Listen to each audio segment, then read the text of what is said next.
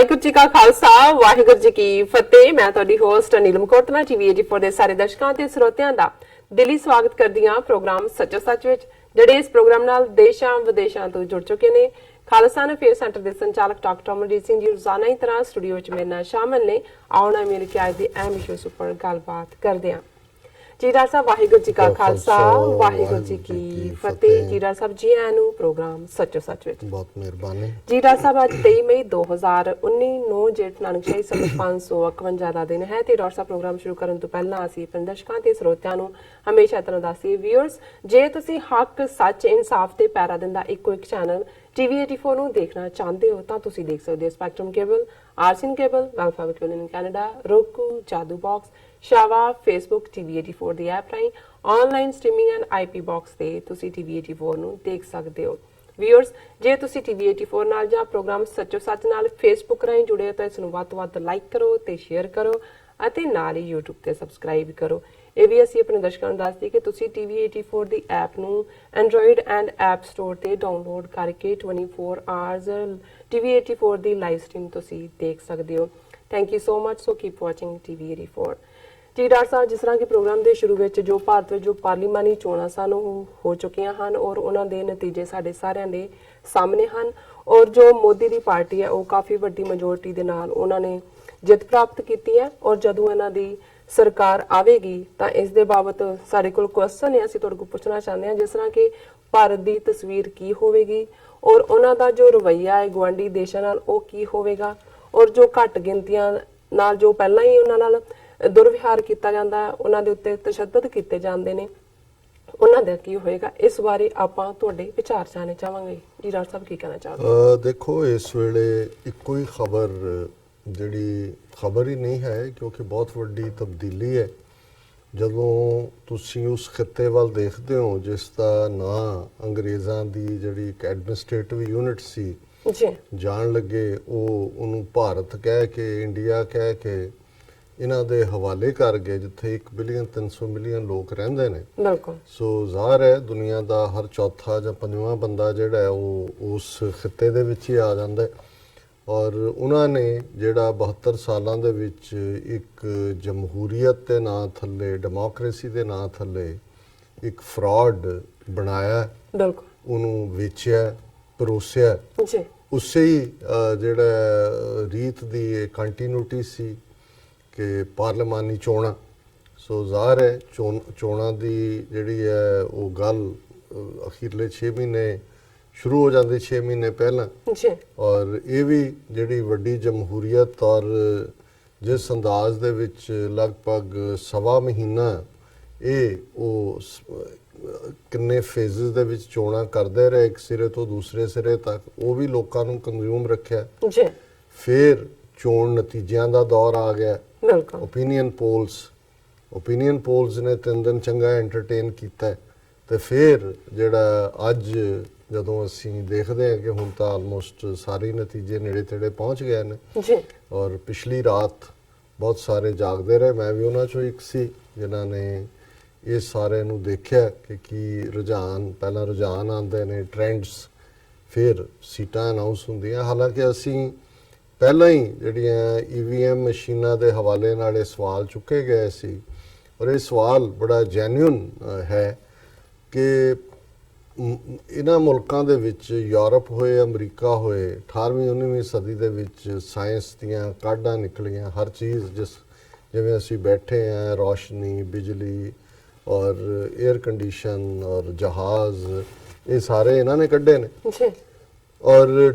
Democracy ਜਿਹਨੂੰ ਕਹਿੰਦੇ ਨੇ, 1 ਪਰਸਨ 1 ਵੋਟ ਵਾਲਾ ਕਨਸੈਪਟ, ਇਹ ਵੀ ਇਹਨਾਂ ਦਾ ਹੀ ਬ੍ਰੇਨ ਚਾਈਲਡ ਵੀ ਸੀ ਔਰ ਇਹਨਾਂ ਨੇ ਉਹਨੂੰ ਇੰਪਲੀਮੈਂਟ ਵੀ ਕੀਤਾ। ਬਿਲਕੁਲ। ਵੋਟਾਂ ਕਿਵੇਂ ਪੈਣੀਆਂ ਨੇ ਔਰ ਕਿਵੇਂ ਉਹਨਾਂ ਦਾ ਹੀ ਹੋਣਾ। ਤੇ ਫਿਰ ਇਹ ਏਡੇ ਜਾਲ ਜਾਂ ਏਡੇ ਬੇਵਕੂਫ ਤਾਂ ਨਹੀਂ ਇਹ ਡਿਵੈਲਪਡ ਕੰਟਰੀ ਜਾਂ ਅਮਰੀਕਾ ਵਾਲੇ ਵੀ, ਇਹਨਾਂ ਨੇ EVM ਮਸ਼ੀਨਾਂ ਨਹੀਂ ਲਾਈਆਂ। ਜੀ ਅਮਰੀਕਾ 'ਚ ਕਾਊਂਟ ਨਹੀਂ ਉਹਨਾਂ ਨਾਲ ਹੁੰਦਾ, ਯੂਰਪ ਕਿਸੇ ਵੀ ਡਿਵੈਲਪਡ ਮੁਲਕ ਦੇ ਵਿੱਚ ਨਹੀਂ ਹੁੰਦਾ। ਹੋਰ ਤੇ ਹੋਰ EVM ਮਸ਼ੀਨਾਂ ਦੇ ਵਿੱਚ ਜਿਹੜਾ ਖਾਸ ਤੌਰ ਦੇ ਉੱਤੇ ਉਹਦਾ ਇਨਗਰੀਡੀਐਂਟ ਜਾਂ ਚਿਪ ਜਿਹਨੂੰ ਕਹਿੰਦੇ ਨੇ, ਉਹ ਵੀ ਜਾਪਾਨ ਤੋਂ ਜਾਂਦੀ ਹੈ। ਜੀ ਤੇ ਜਾਪਾਨ ਦੇ ਵਿੱਚ ਵੀ ਜਦੋਂ ਵੋਟਾਂ ਪੈਂਦੀਆਂ EVM ਮਸ਼ੀਨਾਂ ਨਾਲ ਨਹੀਂ ਹੁੰਦੀਆਂ। ਦੇਖੋ ਸੋ ਐਸਾ ਕੀ ਹੋਇਆ ਜਿਹੜਾ 2004 ਦੇ ਵਿੱਚ ਚੀਫ ਇਲੈਕਸ਼ਨ ਕਮਿਸ਼ਨਰ ਇੰਡੀਆ ਦੇ ਨੇ ਈਵੀਐਮ ਦਾ ਰੌਲਾ ਸ਼ੁਰੂ ਕਰ ਦਿੱਤਾ ਔਰ ਕਿੰਨੇ ਇਹ ਕੁਝ ਸਾਹਮਣੇ ਆਇਆ ਕਿ ਕਿੰਨਾ ਕੁਝ ਇਹ ਸਾਰੇ ਪੀਰੀਅਡ 'ਚ ਉਸ ਦੀ ਹੈਕਿੰਗ, ਉਸ ਦੇ ਨੁਕਸ, ਲੇਕਿਨ ਅਲਟੀਮੇਟਲੀ ਜਿਹੜੀ ਜਿੱਤ ਹੁੰਦੀ ਹੈ ਉਹਦੇ ਥੱਲੇ ਜਿਹੜੇ 2 ਦਿਨ ਪਹਿਲਾਂ ਤੱਕ ਜਾਂ ਕੱਲ ਤੱਕ ਵੀ ਸਾਰੀਆਂ ਆਪੋਜੀਸ਼ਨ ਪਾਰਟੀਆਂ 21 ਪਾਰਟੀਆਂ ਦੇ ਨੁਮਾਇੰਦੇ ਜਾ ਕੇ ਮਿਲੇ ਪ੍ਰੈਜ਼ੀਡੈਂਟ ਨੂੰ ਵੀ ਔਰ ਉਹਨਾਂ ਨੇ ਈਵੀਐਮ ਮਸ਼ੀਨਾਂ ਦੀ ਵੀ ਗੱਲ ਕੀਤੀ, ਹੈਕਿੰਗ ਦੀ ਵੀ ਕੀਤੀ, ਫਲਾਣੇ ਦੇ ਵੀ। ਹੁਣ ਜਦੋਂ ਇਹ ਨਤੀਜੇ ਸਾਹਮਣੇ ਆਏ ਨੇ ਔਰ ਜ਼ਾਹਰ ਹੈ ਕਿ ਨਤੀਜੇ ਉਸੇ ਲਾਈਨ ਦੇ ਉੱਤੇ ਹੀ ਨੇ ਜੋ ਅਮਿਤ ਸ਼ਾਹ ਨੇ ਕਿਹਾ ਸੀ ਬਿਲਕੁਲ ਪ੍ਰੈਸ ਕਾਨਫਰੰਸ ਕਰਕੇ ਰਾਈਟ ਅਵੇ ਚੋਣਾਂ ਤੋਂ ਜੀ ਅਸੀਂ ਜਿਹੜਾ ਉਹ 300 ਤੋਂ ਜ਼ਿਆਦਾ ਸੀਟਾਂ ਜਿੱਤਾਂਗੇ ਜੀ। ਔਰ ਇਹੀ ਸਟੇਟਮੈਂਟ ਫਿਰ ਜਿਹੜੀ ਹੈ ਉਹ ਇਹਨਾਂ ਦੇ ਓਪੀਨੀਅਨ ਪੋਲਸ ਦੇ ਨਾਂ ਥੱਲੇ ਜਿਹੜੇ 8-9 ਚੈਨਲ ਨੇ ਇਹੀ ਕਨਕਲੂਜਨ ਉਹਨਾਂ ਨੇ ਕੱਢਿਆ ਕਿ ਜੀ 350 ਬੀਜੇਪੀ ਦੇ ਉਹਦੇ ਅਲਾਈ ਜਿਹੜੇ ਨੇ ਪਹੁੰਚਣਗੇ। ਉਹਨਾਂ ਨੂੰ ਕਿਤੋਂ ਪਤਾ ਲੱਗ ਗਿਆ? ਔਰ ਅਮਿਤ ਸ਼ਾਹ ਤੋਂ ਬਾਅਦ ਅਰੁਣ ਜੇਤਲੀ ਉਹਦੀ ਸਟੇਟਮੈਂਟ ਦਾ ਵੀ ਜ਼ਿਕਰ ਅਸੀਂ ਕੀਤਾ ਸੀ ਕੱਲ ਜੀ ਕਿ ਉਹਨੇ ਕਿਹਾ ਕਿ ਜੀ ਵੀ ਬਿਲਕੁਲ ਜਿਹੜੇ ਇਲੈਕਸ਼ਨ ਨਤੀਜੇ ਹੋਣਗੇ ਉਹ ਜਿਹੜੇ ਓਪੀਨੀਅਨ ਪੋਲ ਨੇ ਉਹਨਾਂ ਦੇ ਮੁਤਾਬਕ ਹੀ ਹੋਣਗੇ ਜੀ। ਸੋ ਕੁੱਲ ਮਿਲਾ ਕੇ ਇਹ ਸਾਰੇ ਦੌਰ 'ਚ ਸਾਨੂੰ ਕਦੇ ਵੀ ਇਹ ਭੁਲੇਖਾ ਨਹੀਂ ਰਿਹਾ।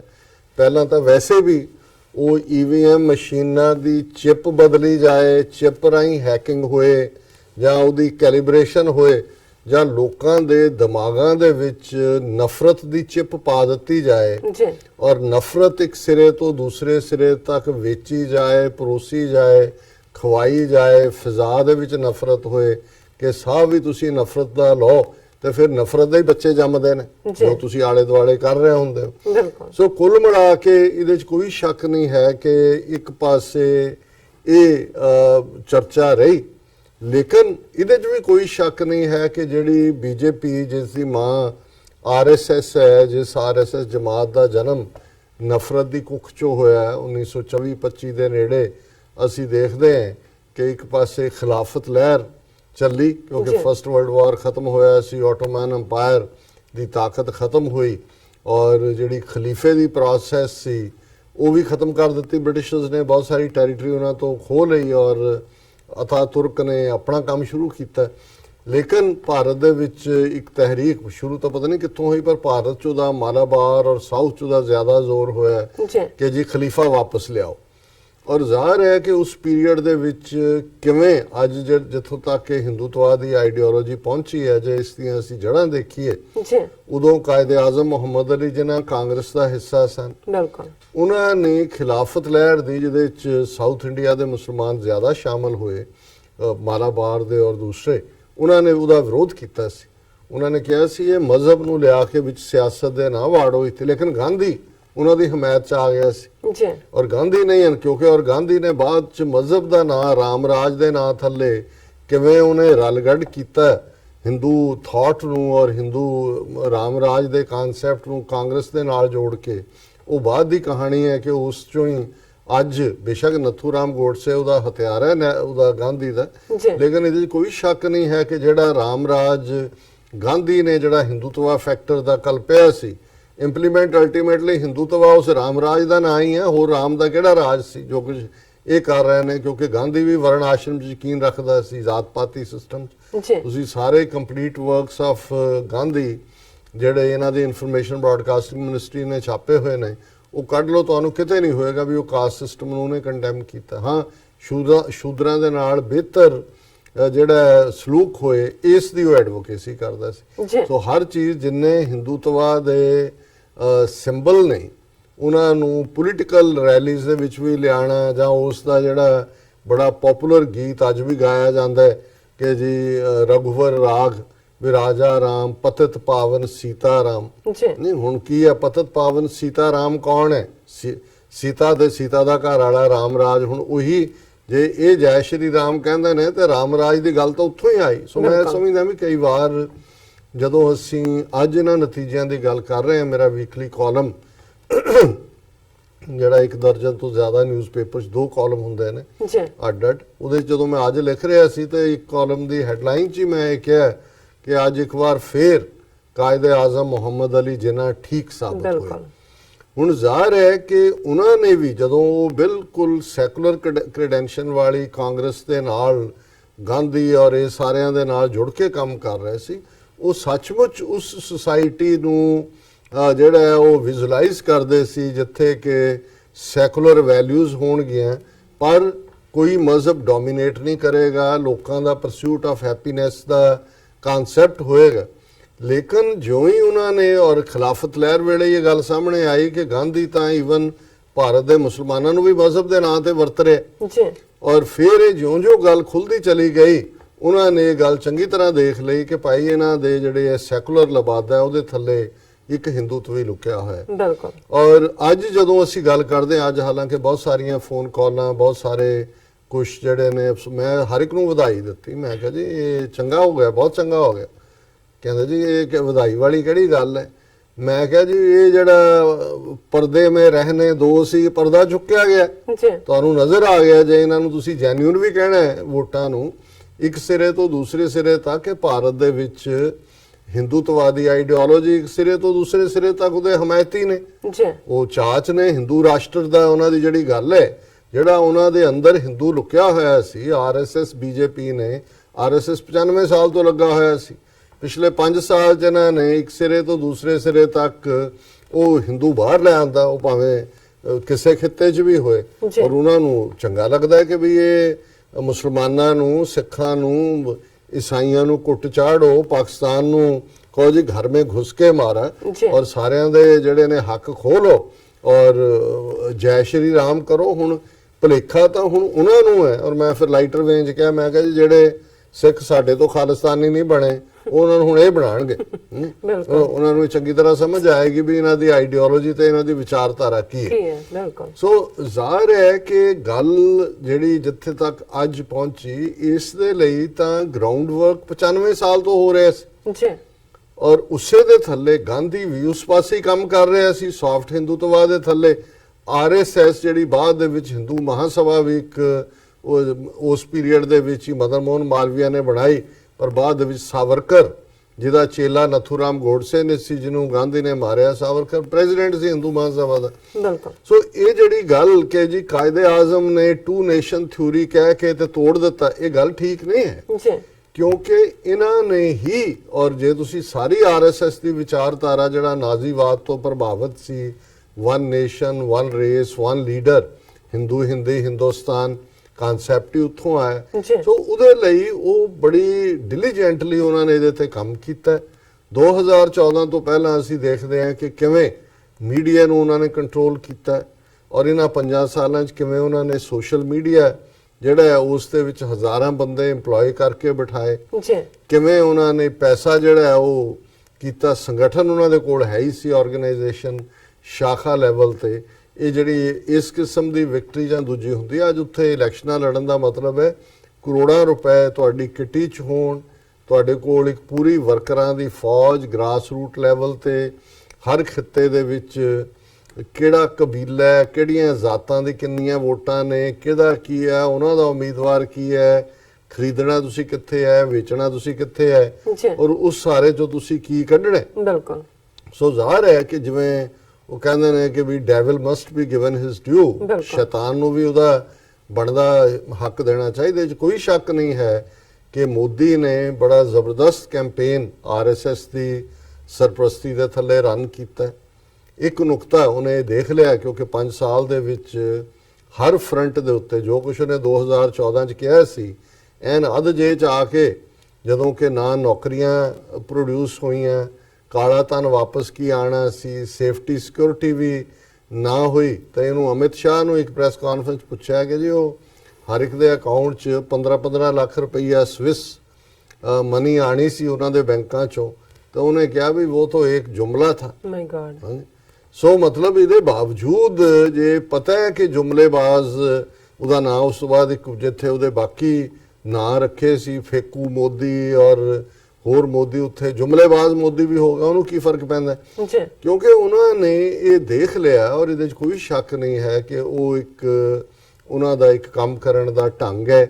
ਉਹਨਾਂ ਦੇ ਕੋਲ ਇੱਕ ਸੰਗਠਨ ਹੈ, ਆਰਗੇਨਾਈਜੇਸ਼ਨ ਹੈ, ਇੱਕ ਨੈਟਵਰਕਿੰਗ ਹੈ ਔਰ ਹਜ਼ਾਰਾਂ ਉਹਨਾਂ ਦੇ ਆਰਐਸਐਸ ਦੀ ਹਿੰਦੂਤਵਾ ਆਈਡੀਓਲੋਜੀ ਦੇ ਉਹ ਵਲੰਟੀਅਰ ਨੇ ਜਿਨ੍ਹਾਂ ਨੇ ਆਪਣੇ ਘਰ-ਬਾਰ ਵੀ ਛੱਡੇ, ਜਿਵੇਂ ਇਹਨੇ ਵੀ ਛੱਡਿਆ। ਮਨੋਹਰ ਖੱਟੜ ਹਰਿਆਣੇ ਦਾ ਚੀਫ, ਔਰ ਜਿਨ੍ਹਾਂ ਨੇ ਕਈਆਂ ਨੇ ਵਿਆਹ ਵੀ ਨਹੀਂ ਕੀਤੇ, ਇਹਨਾਂ ਤੇ ਕਰਕੇ ਛੱਡੇ, ਕਈਆਂ ਨੇ ਕੀਤੇ ਹੀ ਨਹੀਂ, ਕਿ ਅਸੀਂ ਭਾਰਤ ਮਾਤਾ ਦੀ ਸੇਵਾ 'ਚ ਹਿੰਦੂਤਵਾ ਦੀ ਆਈਡੀਓਲੋਜੀ ਲਈ ਕੰਮ ਕਰ। ਸੋ ਜਦੋਂ ਇਹ ਚੋਣਾਂ ਜਾਂ ਦੂਜੀਆਂ ਹੁੰਦੀਆਂ ਨੇ, ਗ੍ਰਾਸ ਰੂਟ ਦੇ ਉੱਤੇ ਉਹਨਾਂ ਦੇ ਹਜ਼ਾਰਾਂ ਲੋਕ ਜਿਹੜੇ ਨੇ ਉਹ ਫੈਲ ਜਾਂਦੇ ਨੇ। ਜੀ ਔਰ ਜਿਵੇਂ ਹੁਣ ਜਦੋਂ ਇਹਨੂੰ ਸਨੀ ਦਿਓਲ ਨੂੰ ਗੁਰਦਾਸਪੁਰ ਲਈ ਲੈ ਕੇ ਆਏ ਨੇ, ਕਿਹਾ ਵੀ ਮੇਰੇ ਸਿਰ ਤੇ ਤਾਂ 50 ਕਰੋੜ ਦਾ ਕਰਜ਼ਾ ਹੈ, ਮੇਰੇ ਕੋਲ ਤਾਂ ਕੋਈ ਪੈਸਾ ਨਹੀਂ। ਜੀ ਉਹ ਕਹਿੰਦੇ ਬਸ ਤੂੰ ਆਪਣਾ ਦਸਤਖਤ ਕਰ, ਦਸਤਖਤ ਕਰਨੇ ਆਉਂਦੇ ਆ? ਉਹ ਕਹਿੰਦਾ ਹਾਂ, ਬਸ ਕਹਿੰਦੇ ਤੂੰ ਦਸਤਖਤ ਕਰ ਦੇ, ਬਾਕੀ ਅਸੀਂ ਦੇਖਾਂਗੇ। ਸੋ ਜ਼ਾਹਰ ਹੈ ਜਿਹੜਾ ਪੈਸਾ ਕਰੋੜਾਂ ਰੁਪਏ ਔਰ ਰੋਡ ਸ਼ੋ, ਔਰ ਦੂਸਰਾ ਉਹਨੂੰ ਤਾਂ ਜਦੋਂ ਕਿਸੇ ਨੇ ਪੁੱਛਿਆ ਜੀ ਇਹ ਬਾਲਾਕੋਟ ਦਾ, ਕਹਿੰਦਾ ਜੀ ਕਿਹੜਾ ਬਾਲਾਕੋਟ, ਮੈਨੂੰ ਨਹੀਂ ਪਤਾ ਕੁਝ ਵੀ, ਜੀ ਮੈਂ ਤਾਂ ਬਸ ਚੋਣਾਂ ਜਿੱਤਣ ਆਇਆ। ਬਿਲਕੁਲ। ਸੋ ਜ਼ਾਹਰ ਹੈ ਕਿ ਜੇ ਇਸ ਲੈਵਲ ਦਾ ਇੱਕ ਖੋਤਾ ਜਿਹਦੇ ਕੋਲ ਕੁਝ ਨਾ ਇਹਨੂੰ ਕੁਝ ਪਤਾ ਹੈ, ਨਾ ਉਹਦੇ ਇਲਾਕੇ 'ਚ ਜੜ੍ਹਾਂ ਨੇ, ਨਾ ਉਹਨੇ ਕਦੇ ਉਹ ਸਿਆਸਤ, ਉਹਦਾ ਪਿਓ ਕਹਿੰਦਾ ਮੇਰੇ ਮੁੰਡਿਆਂ ਨੂੰ ਫਸਾਤਾ, ਬਾਅਦ ਦੇ ਵਿੱਚ ਆ ਕੇ ਸ਼ਰਾਬੀ ਜਿਹਾ ਹੋ ਗਿਆ, ਉਹ ਵੀ ਲੌਬੀ ਕਰਨ ਲੱਗ ਗਿਆ। ਜੀ ਤੇ ਹੁਣ ਇਸ ਕਿਸਮ ਦੇ ਇੱਕ ਅਨਨੋਨ ਬੰਦੇ ਨੂੰ ਲਿਆ ਕੇ, ਜਿਹੜਾ ਉਹ ਹਲਕੇ ਨਾਲ ਕੋਈ ਤਾਲੁਕ ਨਹੀਂ ਹੈ, ਇੱਕ ਐਸਟੈਬਲਿਸ਼ਡ ਬੰਦੇ ਦੇ ਬਰਾਬਰ ਉਹਨੂੰ ਜਿਤਾਣਾ, ਇਹ ਕੌਣ ਕਰ ਸਕਦਾ? ਜੀ ਸੋ ਜ਼ਾਹਰ ਹੈ ਕਿ ਵੀ ਇਹ ਸਾਰਾ, ਔਰ ਇਸ ਤਰ੍ਹਾਂ ਹੀ ਅਸੀਂ ਹੋਰ ਬਹੁਤ ਸਾਰਾ ਦੇਖਦੇ। ਜੇ ਸਮ੍ਰਿਤੀ ਇਰਾਨੀ ਜਿਹੜੀ ਹੈ ਉਹ ਜਾ ਕੇ ਰਾਹੁਲ ਗਾਂਧੀ ਨੂੰ ਹਰਾ ਸਕਦੀ ਹੈ, ਅਨਪੜ੍ਹ ਖਤੂਤ 8ਵੀਂ ਫੇਲ ਫਰਾਡੀ, ਜੀ ਔਰ ਉਹ ਸਾਰੇ ਜੋ ਤੁਸੀਂ ਅੰਦਾਜ਼ਾ ਲਾਓ ਕਿ ਵੀ ਉਹ ਤਾਂ ਇੱਕ ਮਾਊਥ ਪੀਸ ਹੈ ਸਾਹਮਣੇ ਰੱਖਿਆ ਹੋਇਆ, ਥੱਲੇ ਕੈਂਪੇਨ ਕੌਣ ਰਨ ਕਰਦਾ ਹੈ। ਜੀ ਔਰ ਇਸ ਸਾਰੇ ਦੌਰ ਦੇ ਵਿੱਚ ਉਹਨਾਂ ਨੇ ਇਹ ਆਪਣਾ ਜਿਹੜੀ ਆਈਡੀਓਲੋਜੀ ਆ ਉਹ ਲੁਕੋਈ ਨਹੀਂ ਹੈ। ਬਿਲਕੁਲ। ਕਾਂਗਰਸ ਦਾ ਜਾਂ ਦੂਜੀਆਂ ਧਿਰਾਂ ਜਿਹੜੀਆਂ ਨੇ, ਉਹਨਾਂ ਨੇ ਤਾਂ ਆਪਣੇ ਆਪ ਨੂੰ ਫੇਕ ਪ੍ਰੈਜ਼ੈਂਟ ਕੀਤਾ ਕਿ ਵੀ ਤੁਸੀਂ ਵੋਟਾਂ ਮੁਸਲਮਾਨਾਂ ਦੀਆਂ ਦੀ ਤੇ ਵੀ ਅੱਖ ਰੱਖਦੇ ਹੋ, ਸਿੱਖਾਂ ਦੀਆਂ ਵੀ ਚਾਹੁੰਦੇ ਹੋ, ਦਲਿਤਾਂ ਦੀਆਂ ਵੀ ਚਾਹੁੰਦੇ ਹੋ, ਪਰ ਇੱਥੇ ਕਿਹੜਾ ਕਾਂਗਰਸੀ ਲੀਡਰ ਹੈ? ਹੁਣ ਰਮਜ਼ਾਨ ਚੱਲ ਰਿਹਾ ਹੈ, ਇਹ ਸਾਰੇ ਦੌਰ 'ਚ ਅੱਗੇ ਇਫਤਾਰ ਪਾਰਟੀ ਜਿਹੜੀ ਸ਼ਾਮ ਦੀ ਹੈ ਉਹ ਕੋਈ ਨਾ ਕੋਈ ਹੋਸਟ ਕਰਦਾ ਸੀ। ਹੁਣ ਇਹਨਾਂ ਨੇ ਯਕੀਨੀ ਬਣਾਇਆ ਕਿ ਕਿਸੇ ਮਸਜਿਦ ਦੇ ਨੇੜੇ ਤਾਂ ਜਾਣਾ ਹੀ ਨਹੀਂ ਸੀ, ਕਿਸੇ ਨੇ ਕੋਈ ਇਫਤਾਰੀ ਪਾਰਟੀ ਹੋਲਡ ਨਹੀਂ ਕੀਤੀ, ਮੁਸਲਮਾਨਾਂ ਦੇ ਨੇਬਰਹੁੱਡ 'ਚ ਵੋਟਾਂ ਮੰਗਣ ਵੀ ਨਹੀਂ ਗਏ ਕਿ ਜੀ ਕਿਤੇ ਹਿੰਦੂ ਤੋਂ ਵੀ ਸਾਨੂੰ ਮੀਆਂ ਜੀ ਨਾ ਕਹਿ ਦੇਣ ਜਾਂ ਪ੍ਰੋ ਮੁਸਲਿਮ ਨਾ ਕਹਿ ਦੇਣ। ਬਿਲਕੁਲ। ਸੋ ਮਤਲਬ ਇੱਕ ਪਾਸੇ ਉਹਨਾਂ ਨੇ ਉਸ ਕਿਸਮ ਦਾ ਖੌਫ ਭਰ ਦਿੱਤਾ ਇਹਨਾਂ ਸਾਰਿਆਂ, ਜੋ ਠੀਕ ਹੈ। ਜਿਹੜੀ ਜਦੋਂ ਹੁਣ ਮੋਦੀ ਨੇ ਆਪਣੀ ਵਿਕਟਰੀ ਸਪੀਚ ਕੀਤੀ ਹੈ ਜਿੱਤਣ ਤੋਂ ਬਾਅਦ, ਔਰ ਅਮਿਤ ਸ਼ਾਹ ਨੇ ਕੀਤੀ ਹੈ, ਉਹਦੇ 'ਚ ਜਿਹੜਾ ਉਹਨੇ ਖਾਸ ਤੌਰ ਤੇ ਸੈਕੂਲਰਿਜ਼ਮ ਦੇ ਨਾਂ ਥੱਲੇ ਜਿਹੜੀ ਗੱਲ ਕਹੀ ਉਹ ਬਿਲਕੁਲ ਠੀਕ ਸੀ ਕਿ ਗੱਲ ਇਹੀ ਨਹੀਂ ਹੈ ਕਿ ਵੀ ਉਹਨਾਂ ਨੇ ਇੱਕ ਨਫ਼ਰਤ ਔਰ ਇੱਕ ਫੇਕ ਬਾਲਾਕੋਟ ਔਰ ਦੂਸਰੇ ਦਾ ਜਿਹੜਾ ਉਹ ਸਾਰੇ ਨੂੰ ਆਧਾਰ ਬਣਾ ਕੇ ਕੀਤਾ, ਪਰ ਉਹਨੇ ਜਿਹੜਾ ਇਹ ਪਾਰਟ ਕਿਹਾ, ਉਹਨੇ ਕਿਹਾ ਕਿ ਜੀ ਇਹ ਇਸ ਚੋਣਾਂ 'ਚ ਕੋਈ ਸੈਕੂਲਰਿਜ਼ਮ ਦਾ ਨਾਂ ਲੈ ਕੇ ਨਹੀਂ ਨਿਕਲਿਆ ਕਿ ਉਹਨੇ ਵੋਟ ਮੰਗਣੀ ਹੈ, ਅਸੀਂ ਖਤਮ ਕਰ ਦਿੱਤਾ ਇਸ। ਸੋ ਮਤਲਬ ਇਹ ਹੈ ਕਿ ਵੀ ਦਿਲ ਉਹਨਾਂ ਦੇ ਵਿੱਚ ਕੁਝ ਹੋਰ ਧੜਕਦਾ ਹੋਏ, ਪਰ ਉਹਨਾਂ ਨੇ ਵੀ ਹਿੰਦੂ ਤਵੀਆਂ ਨੂੰ ਜਾ ਕੇ ਦੱਸਿਆ ਜੀ ਤੁਹਾਡੇ ਤੋਂ ਵੱਡਾ ਸਾਡੇ ਲਈ ਹੋਰ ਕੋਈ ਨਹੀਂ ਹੈ, ਔਰ ਅਸੀਂ ਤੁਹਾਡੀ ਵਿਚਾਰਧਾਰਾ ਯਕੀਨ ਰੱਖਦੇ। ਸੋ ਜਦੋਂ ਇੱਕ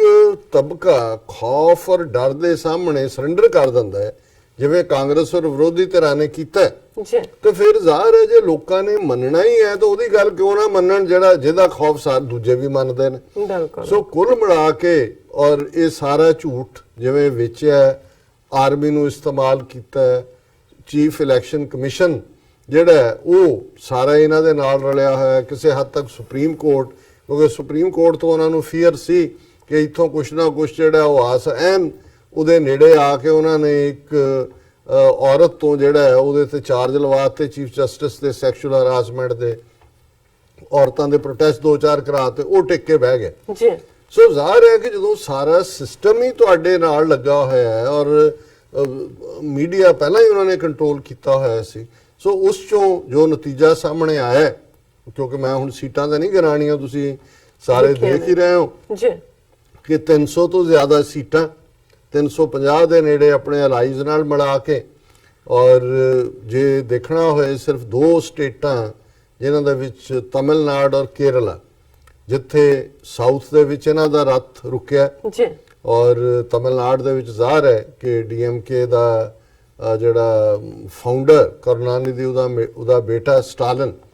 ਉਹਨੇ ਜਿਹੜਾ ਕਲੀਨ ਸਵੀਪ ਕੀਤਾ ਹੈ, ਉਹਦੇ ਵਿੱਚ ਕਾਂਗਰਸ ਨੂੰ ਵੀ ਫਾਇਦਾ ਹੋਇਆ, ਉੱਥੇ ਥੋੜਾ ਬਹੁਤ ਲੈਫਟਿਸਟ ਪਾਰਟੀਆਂ ਨੂੰ ਵੀ ਹੋਇਆ, ਔਰ ਕੇਰਲਾ ਦੇ ਵਿੱਚ ਕਿਉਂਕਿ ਉੱਥੇ ਕੇਰਲਾ 'ਚ ਮੁਸਲਿਮ ਪਾਪੂਲੇਸ਼ਨ ਔਰ ਕ੍ਰਿਸਚਨ ਪਾਪੂਲੇਸ਼ਨ ਉਹਨਾਂ ਨੇ ਟੁਗੈਦਰ ਵੋਟ ਵੀ ਕੀਤਾ, ਔਰ ਜਿਹੜੇ ਦੂਸਰੇ ਵੀ ਨੇ ਉੱਥੇ ਲੈਫਟ ਦਾ ਪ੍ਰਭਾਵ ਰਿਹਾ ਤੇ ਪੜ੍ਹੇ ਲਿਖੇ ਨੇ। ਜੀ। ਸੋ ਉਹਦੇ ਥੱਲੇ ਈਵਨ ਰਾਹੁਲ ਗਾਂਧੀ, ਕਿਉਂਕਿ 2 ਸੀਟਾਂ ਤੋਂ ਖੜਾ ਸੀ ਕੇਰਲਾ ਦੇ ਵਿੱਚ, ਉਹ ਜਿੱਤਿਆ। ਔਰ ਕੁੱਲ ਮਿਲਾ ਕੇ ਇਹਨਾਂ ਦੇ ਹਿੱਸੇ 90 ਦੇ ਕਰੀਬ ਜਿਹੜੀਆਂ ਨੇ ਕਾਂਗਰਸ ਔਰ ਦੂਜਾ ਅਲਾਇੰਸ ਔਰ 100 ਪਲੱਸ ਬਾਕੀ ਜਿਹੜੀਆਂ ਪਾਰਟੀਆਂ ਨੇ, ਬੀਜੂ ਪਟਨਾਇਕ ਦੀ ਪਾਰਟੀ, ਉੜੀਸਾ ਦੇ ਵਿੱਚ ਰੀਜਨਲ ਪਾਰਟੀ, ਉਹਨੇ ਜਿਹੜੀਆਂ ਨੇ ਸੀਟਾਂ ਕੱਢੀਆਂ ਨੇ। ਮਮਤਾ ਬੈਨਰਜੀ ਵੈਸਟ ਬੰਗਾਲ, ਕਿਉਂਕਿ ਤੁਸੀਂ ਦੇਖੋ ਇਹਨਾਂ ਦਾ ਕੰਮ ਹੈ 10 ਸਾਲ ਤੋਂ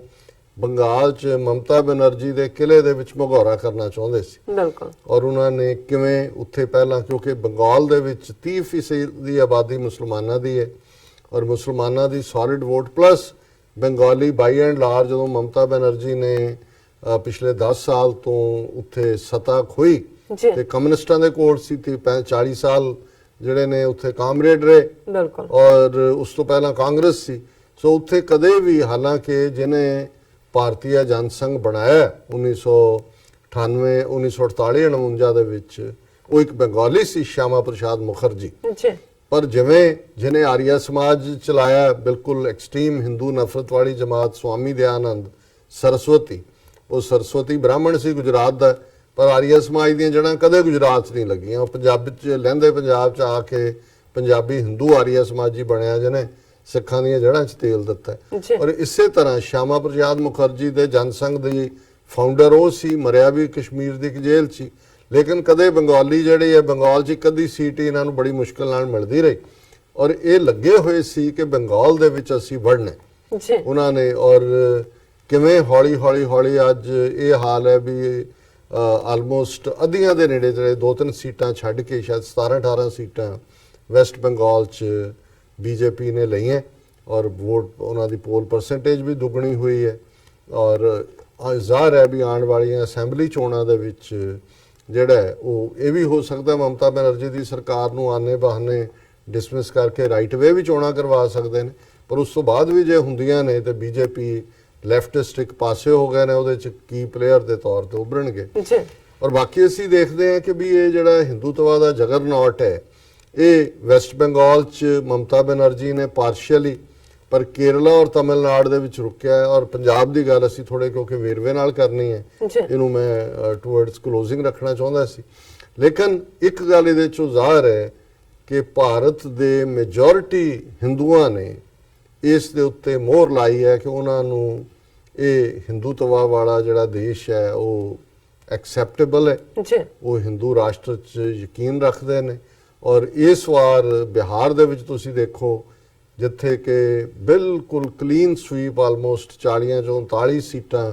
ਬੀਜੇਪੀ ਔਰ ਉਸ ਦੀ ਜਿਹੜੀ ਅਲਾਈ ਜੇਡੀ ਉਹਨੂੰ ਮਿਲੀਆਂ ਨੇ, ਸਿਰਫ ਇੱਕ ਸੀਟ ਦੂਜਿਆਂ ਦੇ ਕੋਲ, ਬਾਕੀ ਸਭ ਕਲੀਨ। ਔਰ ਮੱਧ ਪ੍ਰਦੇਸ਼, ਰਾਜਸਥਾਨ, ਛੱਤੀਸਗੜ੍ਹ ਜਿੱਥੇ ਕਾਂਗਰਸ ਦੀਆਂ ਹਕੂਮਤਾਂ ਜੇ 6 ਮਹੀਨੇ ਪਹਿਲਾਂ ਕਾਂਗਰਸ ਦੀ ਵਿਕਟਰੀ ਹੋਈ, ਉੱਥੇ ਵੀ ਜਿਹੜਾ ਬੀਜੇਪੀ ਨੇ ਰਾਜਸਥਾਨ ਵੀ ਕਲੀਨ ਸਵੀਪ ਕੀਤਾ ਹੈ, ਮੱਧ ਪ੍ਰਦੇਸ਼ ਵੀ ਕੀਤਾ ਹੈ। ਔਰ ਇਸ ਸਾਰੇ ਚੋਂ ਇੱਕ ਗੱਲ, ਔਰ ਜਿਵੇਂ ਉਹ ਪੂਰੇ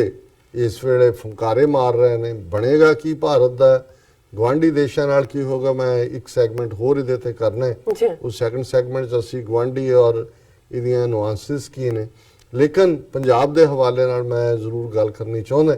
ਕਿਉਂਕਿ ਇੱਕ ਪਾਰਟ ਜਿਵੇਂ ਸਾਡੇ ਭੈਣ ਜੀ ਅਮਨਜੋਤ ਕੌਰ ਨੇ ਵੀ ਲਿਖਿਆ ਹੈ, ਹੋਰ ਵੀ ਕੁਝ ਫਰਸਟ੍ਰੇਸ਼ਨਸ ਵੀ, ਕਾਲਾਂ ਵੀ, ਕਿ ਜੀ ਦੇਖੋ ਜਿਹੜਾ ਹੈ ਉਹ ਬੀਬੀ ਖਾਲੜਾ ਵੀ ਹਾਰ ਗਈ, ਮਨਵਿੰਦਰ ਗਿਆਸਪੁਰ ਵੀ ਹਾਰ ਗਏ, ਸਰ ਸਿਮਰਜੀਤ ਸਿੰਘ ਮਾਨ ਵੀ ਹਾਰ ਗਏ, ਲੋਕ ਕਈ ਆਪਣਿਆਂ ਨੂੰ ਹੀ ਦੋਸ਼ ਦੇਣ ਤੇ ਲੱਗੇ ਹੋਏ ਨੇ।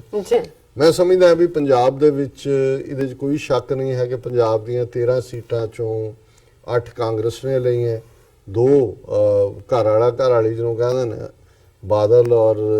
ਬੀਬੀ ਸਿਮਰ ਬਾਦਲ, ਔਰ 2 ਬੀਜੇਪੀ ਜਿਹਦੇ 'ਚ ਗੁਰਦਾਸਪੁਰ 'ਚ ਵੀ ਉਹ 4 ਔਰ ਹੁਸ਼ਿਆਰਪੁਰ ਦੀ, ਪਲੱਸ ਜਿਹੜਾ ਭਗਵੰਤ ਮਾਨ ਜਿਹਨੇ ਆਪਣੀ ਸੀਟ ਸੰਗਰੂਰ ਦੇ ਵਿੱਚ ਜਿੱਤੀ ਹੈ। ਸੋ ਕੁੱਲ ਮਿਲਾ ਕੇ ਇਹਨਾਂ 13 ਸੀਟਾਂ ਦੀ ਗੱਲ ਹੁੰਦੀ ਹੈ। ਸੋ ਇਹਦੇ 'ਚ ਕੋਈ ਸ਼ੱਕ ਨਹੀਂ ਹੈ ਕਿ ਕਾਂਗਰਸ ਨੇ ਜਿਹੜਾ ਸਿੱਖਾਂ ਦੇ ਲਈ ਇਸ ਵਾਰ ਚੋਣਾਂ ਦੇ ਵਿੱਚ, ਅਸੀਂ ਅੱਗੇ ਵੀ ਜ਼ਿਕਰ ਕੀਤਾ ਸੀ, ਸਿੱਖ ਮੁੱਦੇ, ਪੰਜਾਬ ਦੇ ਮੁੱਦੇ ਬਿਲਕੁਲ ਗਾਇਬ ਸੀ। ਔਰ ਮੰਦੇ ਭਾਗਾਂ ਨੂੰ ਜਿਸ ਅੰਦਾਜ਼ ਦੇ ਵਿੱਚ ਬਰਗਾੜੀ ਮੋਰਚਾ ਜਿਹੜਾ ਕਿ 6-7 ਮਹੀਨੇ ਚੱਲਿਆ, ਲੱਖਾਂ ਲੋਕਾਂ ਦੀ ਉਹਦੇ 'ਚ ਸ਼ਮੂਲੀਅਤ ਸੀ, ਔਰ ਇਹ ਇੱਕ ਆਸ ਬੱਝ ਰਹੀ ਸੀ ਕਿ ਵੀ ਇਸ ਚੋਂ ਜਿਹੜਾ ਕੋਈ ਨਾ ਕੋਈ ਬਦਲ ਤੀਸਰਾ ਨਿਕਲੇਗਾ। ਪੰਜਾਬ ਦੇ ਲੋਕਾਂ ਦੇ ਕੋਲ ਚੋਇਸ ਹੋਏਗੀ ਜੀ ਉਹ ਕਾਂਗਰਸ ਔਰ ਅਕਾਲੀ ਜਿਹੜੀਆਂ ਦੋਨੋਂ ਹੀ ਐਂਟਾਈ ਸਿੱਖ ਜਮਾਤਾਂ ਨੇ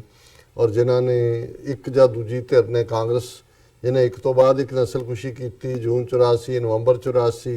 ਔਰ ਅਕਾਲੀ ਦਲ ਜਿਹੜੇ ਗੁਰੂ ਗ੍ਰੰਥ ਸਾਹਿਬ ਦੀ ਬੇਅਦਬੀ ਦੀਆਂ ਘਟਨਾਵਾਂ ਲਈ ਵੀ ਜ਼ਿੰਮੇਵਾਰ ਨੇ ਔਰ ਆਰਐਸਐਸ ਦੀ ਐਕਸਟੈਂਸ਼ਨ ਹੈ ਬਿਲਕੁਲ ਇਹ ਤਾਂ ਕੋਈ ਸ਼ੱਕ ਨਹੀਂ ਹੈ। ਅਜੇ ਚੋਣਾਂ ਤੋਂ ਪਹਿਲਾਂ ਜਦੋਂ ਕੁਝ ਐਕਸਪਰਟ ਕਰ ਰਹੇ ਸੀ ਕਿ ਜੀ ਜੇ ਸੀਟਾਂ ਇਹਨਾਂ ਨੂੰ ਪੂਰੀਆਂ ਨਾ ਮਿਲੀਆਂ ਘਟ ਗਈਆਂ ਤੇ ਕਿਹੜੇ ਕਿਹੜੇ ਦਲ ਕਿੱਧਰ ਜਾ ਸਕਦੇ ਨੇ ਕਿਸੇ ਨੇ ਕਿਹਾ ਜੀ ਸ਼ਿਵ ਸੈਨਾ ਵੀ ਜੁਆਇਨ ਕਰ ਸਕਦੀ ਹੈ ਦੂਜੇ ਬੰਨੇ ਕਿਹਾ ਜੇਡੀਵੀ ਨਤੀਸ਼ ਕੁਮਾਰ ਪਰ ਇੱਕ ਨੇ ਕਿਹਾ ਕਹਿੰਦੇ ਜੀ ਸਿਰਫ ਇੱਕੋ ਹੀ ਪਾਰਟੀ ਹੈ ਜੋ ਮਰਜ਼ੀ ਹੋ ਜਾਏ ਜਿਹਨੇ ਬੀਜੇਪੀ ਦਾ ਸਾਥ ਨਹੀਂ ਛੱਡਣਾ ਉਹ ਅਕਾਲੀ ਦਲ ਹੈ ਜੀ ਸੋ ਮਤਲਬ ਇਹ ਹੈ ਕਿ ਸਿਆਸਤ ਦੇ ਵਿੱਚ ਇੰਨਾ ਮੂਡਪਣਾ ਜਾਂ ਬੁੱਝੜਪਣਾ ਵੀ ਕਦੇ ਹੁੰਦਾ ਹੈ ਕਿ ਵੀ ਤੁਸੀਂ ਅੱਖਾਂ ਬੰਦ ਕਰਕੇ ਕਹੋ ਜੀ ਸਾਡਾ ਪਤੀ ਪਤਨੀ ਦਾ ਰਿਸ਼ਤਾ ਹੈ ਜੀ ਨਹੀਂ ਔਰ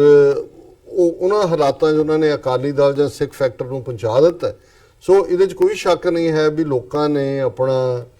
ਜਿਹੜਾ ਉਹ ਕੋਸ਼ਿਸ਼ ਜ਼ਰੂਰ ਕੀਤੀ ਤੀਸਰੇ ਬਦਲ ਦੀ ਔਰ ਉਹ ਬਰਗਾੜੀ ਮੋਰਚੇ ਦੀ ਆੜ ਥੱਲੇ ਫਿਰ ਜਿਵੇਂ ਲੋਕਾਂ ਦੇ ਵਿਸ਼ਵਾਸ ਨੂੰ ਠੇਸ ਲੱਗੀ ਇਸ ਵਾਰ ਨਾ ਕੋਈ ਬਾਹਰਲੇ ਸਿੱਖਾਂ ਦਾ ਉੱਥੇ ਦਖਲ ਸੀ ਨਹੀਂ ਤਾਂ ਪਿਛਲੀਆਂ ਅਸੈਂਬਲੀ ਚੋਣਾਂ ਵੇਲੇ ਵੀ ਪੰਜਾਬ 2014 ਦੀਆਂ ਪਾਰਲੀਮਾਨੀ ਚੋਣਾਂ ਵੇਲੇ ਵੀ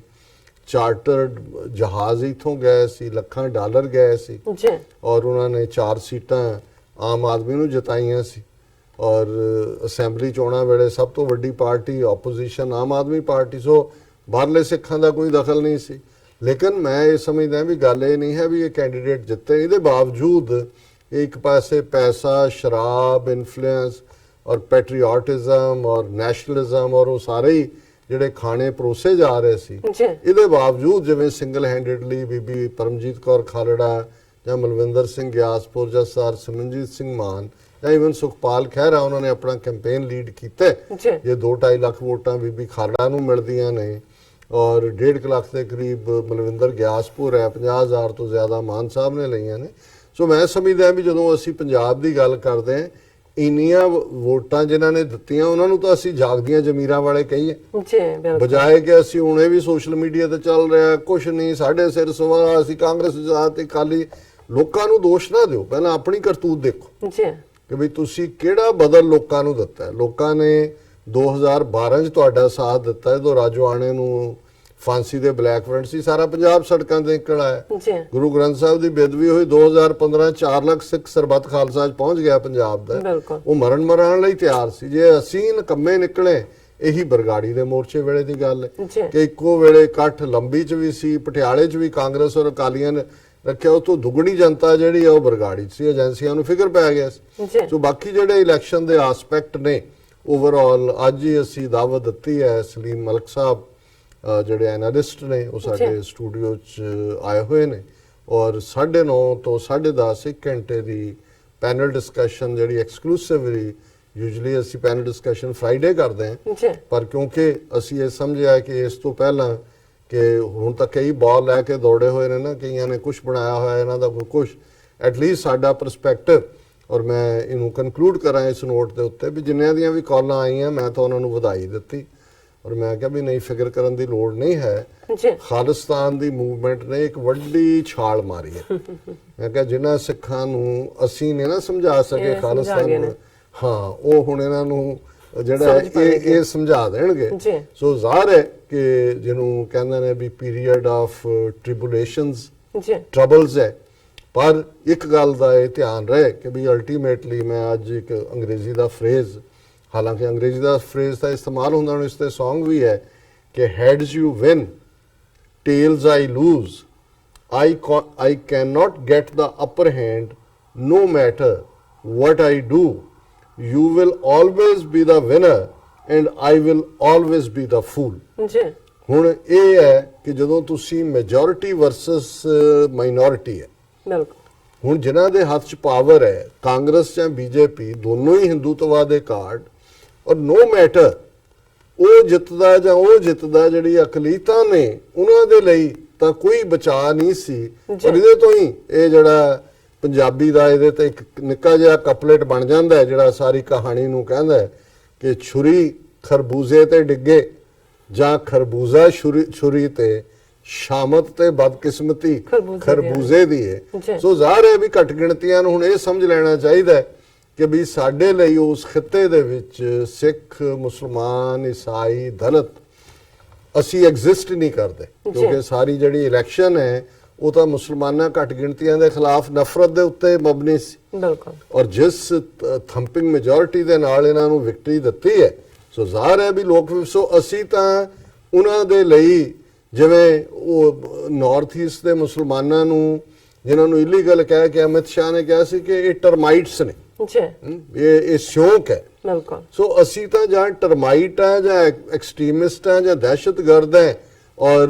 ਇਸ ਕਿਸਮ ਦਾ ਸਾਡਾ ਹਾਲ ਹੈ। ਸੋ ਹੁਣ ਇਹ ਸਾਨੂੰ ਇਹਦੇ ਚ ਉਭਰਨਾ ਪਏਗਾ ਕਿ ਭਾਈ ਇਹ ਅਸੀਂ ਕੀ ਕਰਨਾ। ਜੀ। ਸੋ ਸਿੱਖ ਕੌਮ ਦੇ ਲਈ ਖਾਸ ਤੌਰ ਤੇ ਇੱਕ ਚੈਲੰਜ ਦੀ ਘੜੀ ਹੈ ਕਿ ਭਾਈ ਉਹਨਾਂ ਦਾ ਤਾਂ ਜਿਹੜਾ ਜਗਰਨੌਟ ਹੈ, ਉਹਨਾਂ ਦਾ ਰੱਥ, ਉਹ ਤਾਂ ਦਰੜਦਾ ਚਲਾ ਜਾ ਰਿਹਾ ਹੈ, ਔਰ ਆਲਰੇਡੀ ਉਹਨਾਂ ਨੇ ਕਿਵੇਂ ਸਿੱਖਾਂ ਨੂੰ ਆਪਣੇ ਮੂੰਹ 'ਚ ਪਾਇਆ ਹੋਇਆ ਹੈ, ਨਿਗਲਣ ਦੀ ਕੋਸ਼ਿਸ਼ ਕਰ ਰਹੇ ਨੇ, ਪਰ ਉਹ ਜਿਹੜੀ ਕਿਰਪਾਨ ਹੈ ਉਹਨਾਂ ਦੇ ਸੰਗ ਦੇ ਵਿੱਚ ਫਸਾਈ ਹੋਈ ਹੈ। ਸੋ ਇਹ ਹੁਣ ਅਸੀਂ ਦੇਖਣਾ ਹੈ ਕਿ ਵੀ ਅਸੀਂ ਨਿਕਲਿਆ ਜਾਣਾ ਹੈ ਬਾਦਲਾਂ ਵਾਂਗ ਆਰਐਸਐਸ ਦੀ ਐਕਸਟੈਂਸ਼ਨ ਬਣ ਕੇ, ਜਾਂ ਖਾਲਸੇ ਵਾਂਗ ਖਲੋ ਕੇ ਦਰਿਆਏ ਜਮਨਾ ਤੋਂ ਵਾਘਾ ਤੱਕ ਲਾਈਨ ਖਿੱਚ ਕੇ ਆਪਣੇ ਫਾਦਰਲੈਂਡ ਨੂੰ, ਆਪਣੀ ਮਦਰਲੈਂਡ ਨੂੰ ਇਹਨਾਂ ਤੋਂ ਲਿਬਰੇਟ ਕਰਵਾਉਣਾ ਹੈ। ਸੋ ਇਹ ਟੈਸਟ ਹੁਣ ਸਾਡੇ ਸਾਹਮਣੇ। ਜੀ ਡਾਕਟਰ ਸਾਹਿਬ, ਤੁਹਾਡਾ ਬਹੁਤ-ਬਹੁਤ ਸ਼ੁਕਰੀਆ। ਤੁਸੀਂ ਪਾਰਲੀਮਾਨੀ ਚੋਣਾਂ ਦੇ ਜੋ ਨਤੀਜੇ ਸਨ ਉਹਨਾਂ ਦੇ ਬਾਬਤ ਤੁਸੀਂ ਆਪਣੇ ਵਿਚਾਰ ਸਾਡੇ ਦਰਸ਼ਕਾਂ ਨਾਲ ਸਾਂਝੇ ਕੀਤੇ। ਤੁਹਾਡਾ ਬਹੁਤ-ਬਹੁਤ ਸ਼ੁਕਰੀਆ। ਔਰ ਇੱਥੇ ਲੈਣੇ ਆ ਬ੍ਰੇਕ ਤੋਂ ਪਹਿਲਾਂ ਅਸੀਂ ਆਪਣੇ ਦਰਸ਼ਕਾਂ ਦੇ ਸਰੋਤਿਆਂ ਨੂੰ ਅਪੀਲ ਤੇ ਬੇਨਤੀ ਕਰਦੀ ਹੈ, ਵਿਊਅਰਸ, ਜਿਸ ਤਰ੍ਹਾਂ ਕਿ ਤੁਸੀਂ ਜਾਣਦੇ ਹੋ ਕਿ ਟੀਵੀ 84 ਇੱਕ ਪੰਥਕ ਚੈਨਲ ਹੈ। ਟੀਵੀ 84 ਸਿੱਖਾਂ, ਕਸ਼ਮੀਰੀਆਂ ਅਤੇ ਭਾਰਤ ਦੀਆਂ ਨੌਰਥ ਸਟੇਟਾਂ ਦੇ ਲੋਕਾਂ ਦੇ ਸਵੈ ਨਿਰਣੇ ਦੇ ਹੱਕਾਂ ਦਾ ਹਾਮੀ ਹੈ। ਅਸੀਂ ਚਾਹਾਂਗੇ ਕਿ ਤੁਸੀਂ ਟੀਵੀ 84 ਦੀ ਵੱਧ ਤੋਂ ਵੱਧ ਮਾਈਕ ਸਹਾਇਤਾ ਕਰੋ। ਤੁਸੀਂ ਆਪਣੀ ਮਾਈਕ ਸਹਾਇਤਾ ਸਾਡੀ ਵੈਬਸਾਈਟ tv84.tv ਤੇ ਜਾ ਕੇ ਪੇਪਲ ਦੀ ਵਰਤੋਂ ਕਰਕੇ ਵਨ ਟਾਈਮ ਡੋਨੇਟ ਕਰ ਸਕਦੇ ਹੋ, ਮੰਥਲੀ ਡੋਨੇਟ ਵੀ ਕਰ ਸਕਦੇ ਹੋ। ਤੁਸੀਂ ਟੀਵੀ 84 ਦੇ ਨਾਮ ਤੇ ਚੈੱਕ ਬਣਾ ਕੇ ਸਾਨੂੰ ਮੇਲ ਵੀ ਕਰ ਸਕਦੇ ਹੋ ਸਾਡੇ ਇਸ ਪਤੇ ਤੇ 36-01 37th ਐਵਨਿਊ, ਲੌਂਗ ਆਈਲੈਂਡ ਸਿਟੀ, ਨਿਊਯਾਰਕ 11101 USA, ਜਾਂ ਫਿਰ ਤੁਸੀਂ ਸਾਨੂੰ ਫੋਨ ਰਾਹੀਂ ਵੀ ਸੰਪਰਕ ਕਰ ਸਕਦੇ ਸਾਡੇ ਫੋਨ ਨੰਬਰ ਤੇ 5164060694। Thank you so much viewers. ਵਿਚਾਰਾਂ ਦਾ ਸਿਲਸਿਲਾ ਇਸ ਤਰ੍ਹਾਂ ਚੱਲਦਾ ਰਹੇਗਾ। ਮਿਲਦੇ ਹਾਂ ਛੋਟੇ ਜਿਹੇ ਬ੍ਰੇਕ ਤੋਂ ਬਾਅਦ।